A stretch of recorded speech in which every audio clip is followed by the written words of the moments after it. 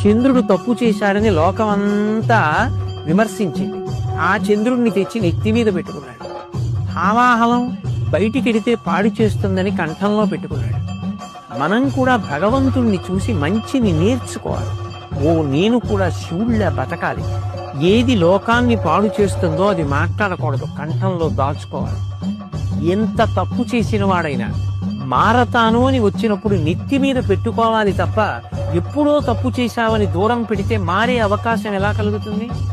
శివారాధన చేస్తాడు అన్న మాటకు అర్థం ఏమిటంటే శివుళ్ళ బ్రతకడం అలవాటు.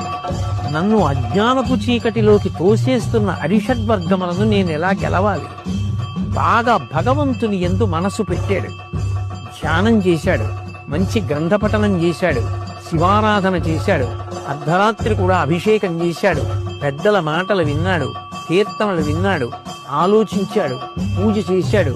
మనసుని మార్చి మార్చి ఇంద్రియములతో కలిపి భగవంతుని యొక్క పాదముల దగ్గర పెట్టగా అరిషడ్వర్గములను గెలవడానికి కావలసినటువంటి మార్గములు ఇక్కడే ప్రచోదనం అవుతాయి. ఇప్పుడు ఆ అరిషడ్వర్గములను గెలవడం చేతనైంది. ఆయన ఎవరవుతాడు? పశువు పశుపతి అయిపోయాడు. ఎందుకని? అప్పటి వరకు